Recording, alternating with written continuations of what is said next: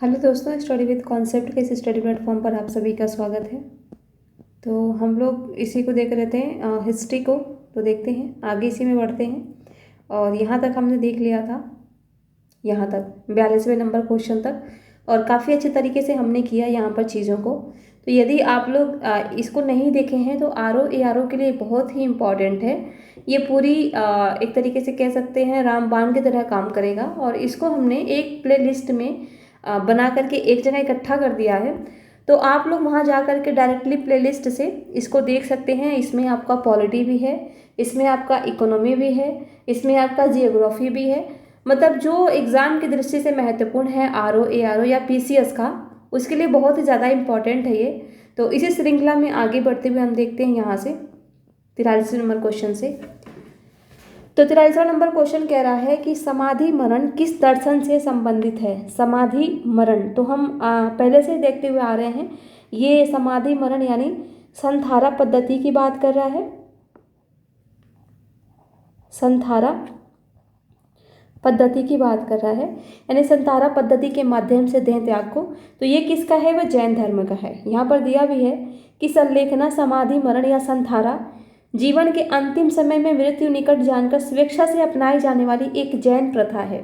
और इसी प्रथा से चंद्रगुप्त मौर्य जो थे, चंद्रगुप्त मौर्य, उन्होंने अपना देह त्याग किया था।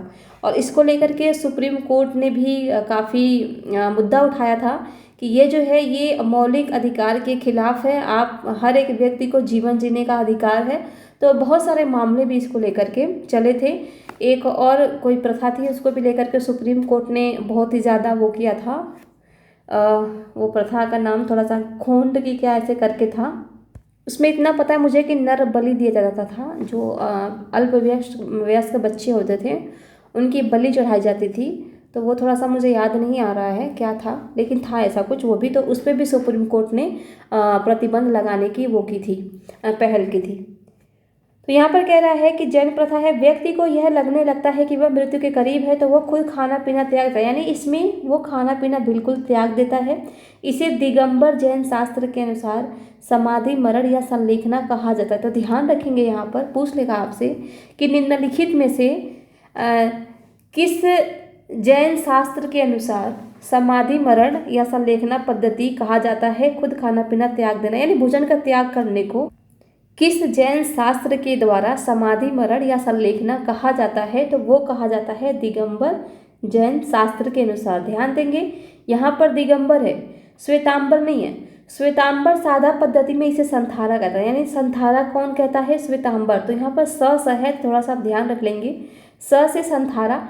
बाकी तो दिगंबर वाला आप समाधि ध्यान ही रख लेंगे। संतारा श्वेतांबर, ये थोड़ा सा आप ध्यान रखेंगे। यहाँ पर श्वेतांबर है, यहाँ संतारा है। तो ये जो बिंदु है यहाँ पर ना ध्यान रख लेंगे कि ये इससे मैच कर रहा है। फिर है कि निम्नलिखित कथनों पर विचार कीजिए। दक्षिण भारत के इक्ष्वाकु शासक बौद्ध मत के विरोधात्मक थे, पूर्वी भारत के पाल शासक बौद्ध मत के समर्थक थे। ये क्वेश्चन है आपका UPSC 2006 प्री का। और मैंने आपको कई सारे क्वेश्चन स्टार्टिंग में दिखाए भी थे कि किस तरीके से आपका चाहे मेंस का क्वेश्चन हो या प्री का क्वेश्चन हो, क्वेश्चन में से क्वेश्चन बनता है। और कभी कभी तो डायरेक्टली क्वेश्चन को उठा करके रिपीट कर देता है। मैंने हिस्ट्री ऑप्शनल में जो मैपिंग करवाई है, उस मैपिंग वाले में भी बहुत अच्छी तरीके से आप लोगों को बताया है कि किस तरीके से मैंने आपको वहीं पर डायरेक्टली ले करके दिखाया है कि 4 से 5 साइड कैसे एकदम कंटिन्यू मतलब ला करके रख दिया है वहाँ पर लोकेशन को। तो 5 लोकेशन यदि आपने सही सही जवाब दे दिया तो प्रत्येक पर आपका कितना है? 2.5 नंबर है। तो ये बहुत बड़ा नंबर आपका हो सकता है यदि आपको मैपिंग में कुछ भी नहीं आता है। तो ये 5 क्वेश्चन सही होना मतलब आपको पूरे पूरे मार्क्स इसमें मिलेंगे।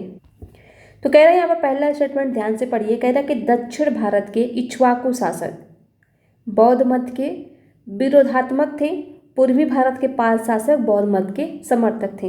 तो ये गलत है, क्योंकि इक्ष्वाकु इसके विरोधात्मक नहीं थे, समर्थक थे। ये भी समर्थक थे। इन्होंने कई सारे स्तूपों का, जो बौद्ध स्तूप थे उनका निर्माण करवाया था। निर्माण के साथ साथ इसने जो भी थोड़ा सा टूट गए थे उनका बढ़िया से प्रवर्धन भी करवाया था। तो ये चीज़ें आपको ध्यान में रखनी है कि ये विरोधात्मक नहीं थे बल्कि समर्थक थे। फिर कह रहा है कि पूर्वी भारत के पाल शासक बौद्ध मत के समर्थक थे। तो जाहिर सी बात है ये तो थे ही आपके, तो इसमें जो आपका है पहला वो गलत है। यहाँ पर आपका केवल 2 सही है। यहाँ देखिए कह रहा कि दक्षिण में तृतीय और चतुर्थ शताब्दी ईस्वी के दौरान आंध्र में इक्ष्वाकु वंश का शासन था। यानी ये किसकी बात कर रहा है? मौर्योत्तर काल की। मौर्योत्तर काल की बात कर रहा है। यहाँ पर चतुर्थ, तृतीय और चतुर्थ शताब्दी। इस वंश के यहाँ कुल 7 शासक हुए, जिनकी लगभग सभी रानियां बौद्ध मतावलंबी थीं। यहाँ नागार्जुन कोंडा स्थित मूर्तियों में बुद्ध की विशाल मूर्तियां शामिल हैं। यद्यपि इक्ष्वाकुओं ने वैदिक धर्म का पालन किया, किंतु उन्होंने साथ ही बौद्ध धर्म का समर्थन भी किया। तो यदि आपने मेंस के हिसाब से हिस्ट्री पढ़ा होगा तो उसमें बहुत अच्छे तरीके से दिया है। जब हम लिखते हैं ना कि जब हम मूल्यांकन करते हैं शासक का, कि मूल्यांकन क्या था, क्या क्या उपलब्धियां इसने हासिल की, या मौर्योत्तर कालीन समाज क्या था, या शुंग वंश का सामाजिक स्थिति कैसी थी, शुंग वंश में धर्म कैसा था, तो मूल्यांकन में भी आप बता सकते हैं कि जो राजा था ये धार्मिक सहिष्णु था, यानी सभी धर्मों का सम्मान करता था। तो जब सभी धर्मों का ये सम्मान करेगा, जब ये राजा सहिष्णु होगा, तो कभी भी ये किसी भी धर्म का विरोध नहीं करेगा, सभी को साथ लेकर के चलेगा। तो इस तरीके से बार बार आपने सर को कहते हुए सुना होगा कि एक बार आप अच्छे से होलिस्टिक वे में मेंस की तैयारी कीजिए, आपका सब कुछ निकल जाएगा। तो वो इसीलिए बोलते हैं क्योंकि यहाँ पर आपको रटने की जरूरत नहीं है। यदि आप यहाँ पर रटेंगे कि इक्ष्वाकु शासक बौद्ध मत के समर्थक थे तो आगे जाकर के आप भूल भी सकते हैं। लेकिन यदि आपने मेंस के हिसाब से तैयारी की है, आंसर राइटिंग करा है, इस शासक के बारे में, इस वंश के बारे में मूल्यांकन किया है, इस वंश की सामाजिक, धार्मिक, राजनीतिक सारी स्थितियाँ आपको पता है, तो कोई भी क्वेश्चन आपसे छूटेगा नहीं, चाहे कैसे भी क्वेश्चन घुमा करके पूछ ले। ठीक है। इसी में है कि बंगाल में पाल शासन के दौरान बंगाल महत्वपूर्ण बौद्ध केंद्र के रूप में उभरा। ऐसा पाल वंश द्वारा बौद्ध मत के समर्थन के कारण संभव हुआ। स्पष्ट है कि कथन आपका 1 गलत है और 2 सही है। फिर आजीवक संप्रदाय के संस्थापक कौन थे? आनंद थे नहीं, राहुल भद्र थे नहीं, ये थे मणिमेखली गोसाल। और ये मणिमेखली गोसाल जो थे ये प्रारंभ में महावीर के शिष्य थे। ध्यान रखेंगे किसके शिष्य थे ये? मणिमेखली गोपाल। ये किसके शिष्य थे? ये थे आपके महावीर के, यानी यहाँ पर दे सकता आपका बुद्ध के, तो बुद्ध के नहीं थे, ये महावीर के शिष्य थे। किंतु बाद में मतभेद के चलते इन्होंने महावीर की शिष्यता त्याग कर आजीवक नामक स्वतंत्र संप्रदाय की स्थापना की। इनका मत नियतिवाद कहा जाता है, जिसके अनुसार संसार की प्रत्येक वस्तु भाग्य द्वारा पूर्व नियंत्रित एवं संचालित होती है। तो ध्यान रखेंगे ये क्या मानते थे, इनका मत क्या था? तो ये नियतिवाद में विश्वास करते थे कि संसार में प्रत्येक वस्तु है उसका भाग्य पहले से ही निर्धारित है और उसी भाग्य के अनुसार ये संचालित होती है। फिर है कि निम्नलिखित में से किसने प्रतिपादित किया कि भाग्य ही सब कुछ निर्धारित करता है, मनुष्य असमर्थ है? जैनियों ने तो नहीं किया, आप अभी हमने देखा किसने किया? आजीविकों ने। संप्रदाय जो नियति की अटलता में विश्वास करता है तो वही है आजीवक ही। फिर यहाँ पर दिया है सुमेलित करने के लिए, कह रहा है यहाँ पर कि आचार्य कौन थे और उनका सिद्धांत क्या था। लकुलिस कौन थे? लकुलिस तो ये पशुपत संप्रदाय के संस्थापक थे। 1 का 3 ये भी मैंने मेंस में ही पढ़ा था बहुत अच्छे तरीके से। तो 1 का 3 देखिए कहाँ पर है, 1 का 3 यहाँ भी है और 1 का 3 यहाँ भी है, लेकिन यहाँ पर नहीं है तो ये हम कट कर देंगे। गोसाल आजीवक के थे, मणिमेखली गोसाल, तो ये भी हमने देख लिया। तो D का 1 कहाँ पर है? देखिए D का 1 यहाँ है, यहाँ पर नहीं है, तो आंसर हो गया आपका B। ये हो गया B।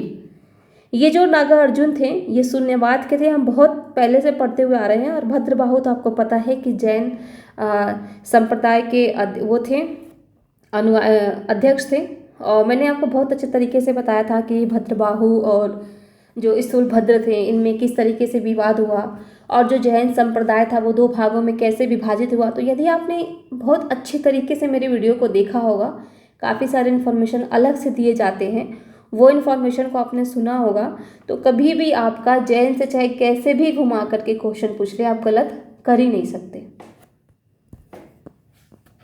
फिर आगे देखते हैं। बराबर की गुफाओं का उपयोग किसके आश्रय गृह के रूप में किया गया था? तो आजीविकों को। और ये क्वेश्चन भी पूछा था आपका 2022 में पूछा था यूपीएससी में, 22 में कि 21 में पूछा है, लेकिन कि आजीविकों को वहाँ पर ऑप्शन घुमा दिया था। ठीक है। मौर्य युग में पर्वत गुफाओं को काटकर निवास स्थान बनाने की कला का पूर्ण विकास हुआ। अशोक तथा उसके पौत्र दशरथ ने यहाँ पर चंद्रगुप्त मौर्य कर दिया था, मुझे इतना पता है, के समय में बराबर तथा नागार्जुनी पहाड़ियों को काटकर आजीविकों के लिए आवास बनाए गए थे।